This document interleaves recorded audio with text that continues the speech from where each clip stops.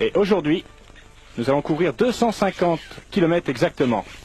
Les organisateurs ont souhaité faire un départ très calme, sans limite de temps, avec des spéciales plutôt accueillantes. Nous sommes donc partis avec le cross-country pour commencer, c'est la première journée, à travers les bois, dans une piste très poussiéreuse. Petteri Sylvan, lui, est de l'équipe finlandaise. Il est également en association avec le pilote champion Kari Alfikos, le Sud-Africain. C'est sans doute lui l'homme plaque tournante de cette équipe. 4 fois champion du Roof of Africa Rally. David Armstrong passe à travers les pistes très sèches. Voici celui qu'on appelle le Fast Eddie. Il s'agit de Paul Edmondson. Il court pour le premier tournoi international en 250. Lui qui était l'ancien champion en 125. Heinz Kinignarner, avec beaucoup de puissance, fait partie de l'équipe australienne. Un peu plus tard, voici Shane Watts pour les Australiens, avec un style très australien. Regardez, dans cette spéciale, il avait eu des points de pénalité dès le départ. Inra deuxième.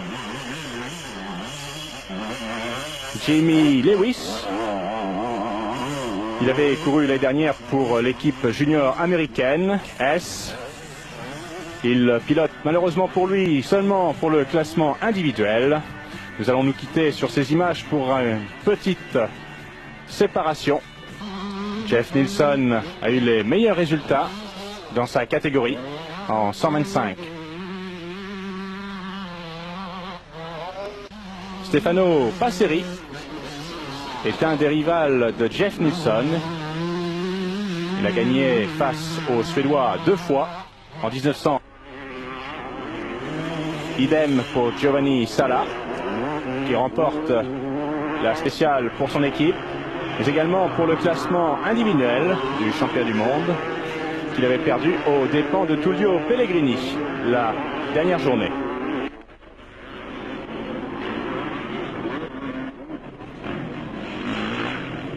Fabio Farioli, il continue d'attirer l'attention des spectateurs sur lui avec son style très agressif.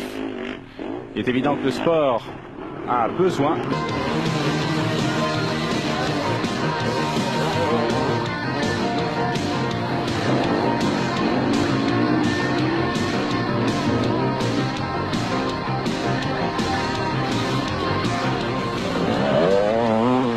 c'est celle en montée avec un terrain pavé de cailloux et même d'énormes cailloux puisqu'il y a des chutes. Cela pose quelques problèmes. Cela va lui coûter beaucoup de points à ce Polonais. Il va donc redescendre à la 12e place. Un autre pilote qui a des difficultés et qui se bat avec beaucoup de bravoure, c'est Stefan Pośladko.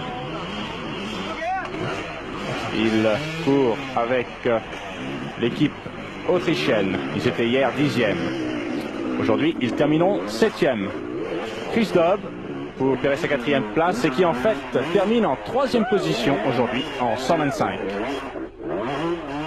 Patrick S qui a l'air très bien dans ce passage très rocailleux. Ce junior qui aura encore beaucoup de temps, Sylvan, alors qu'hier on rappellera qu'ils étaient en 6e position.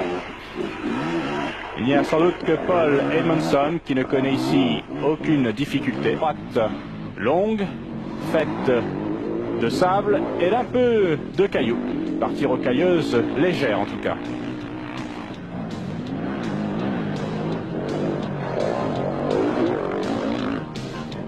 Sur le parcours Open Country, nous allons à travers la forêt découvrir encore de merveilleux paysages. Peut-être assister aussi à quelques découvertes au niveau de la flotte. Il n'y a plus que Hilton Hayward et lui qui sont en compétition. Armin Sponsel qui se bat pour le classement individuel, qui a malheureusement été éliminé du classement par équipe. Peter Bertley Il est quatrième de précédente journée. Rappelons qu'il était champion en 1987. Il contribue à de très bons résultats pour l'équipe australienne. A de petits problèmes.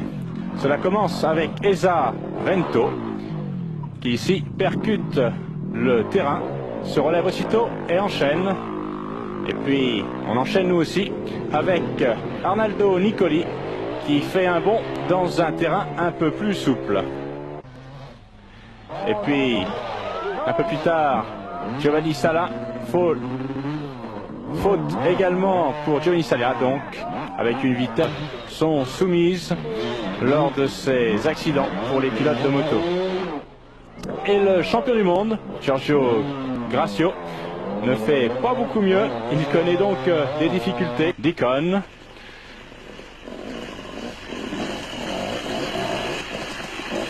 Apparemment, les Espagnols ont l'air d'apprécier ces conditions de parcours. Les voici qui arrivent maintenant en troisième position. Uwe Weber se bat admirablement. Il arrive aujourd'hui cinquième. Nous enchaînons avec la cinquième journée. Et il commence à pleuvoir. Cela handicape énormément les pilotes. Et de nombreux pilotes vont commencer à récolter des points de pénalité. Le meilleur résultat qu'il s'est obtenu, c'était celui-ci il y a de cela quelques années. C'était en cours rocailleux. Par contre, Carl Tilley, lui, il monte très bien. Malheureusement pour les Britanniques, Dickens a été éliminé. Course Uber avec un style de marché de canard. Forme, nous l'avons déjà signalé. Nous retrouvons donc les spéciales à travers la forêt. 227 km. Position. Nilsson remporte la journée, encore une fois, dans sa catégorie. Le jeune Anders Ericsson est en tête du classement junior. Parce que Alex Cox sera à la fin donc de ce programme pour être sûr. Mais en attendant, retrouvons Jeff Nilsson qui pourrait bien faire pour les Suédois à parcourir. Stefano Passeri, lui, garde son tempérament. Il peut gagner dans la catégorie 125, juste avant Nilsson. Cela n'empêche les Suédois.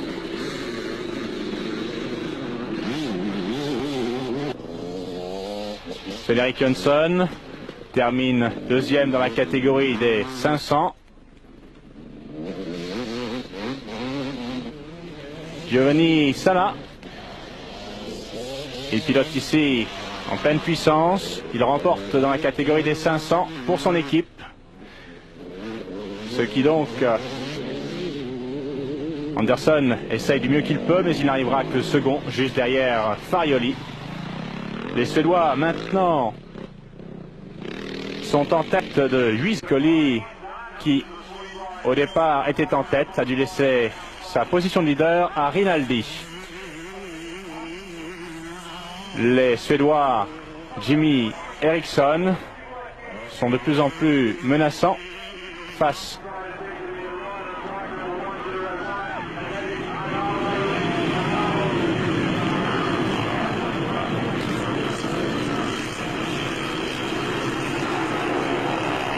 entre Martin Schwarzenberger et l'Espagnol Rudy Albas. Les sont Giovanni Sala et Sven-Erik Jönsson. Jönsson, on le sait, n'est pas un pilote de tout-terrain. Sont Fabio Farioli et Bill Anderson. Au début, Tsitsevits avait acquis une avance importante face à Anderson et Farioli.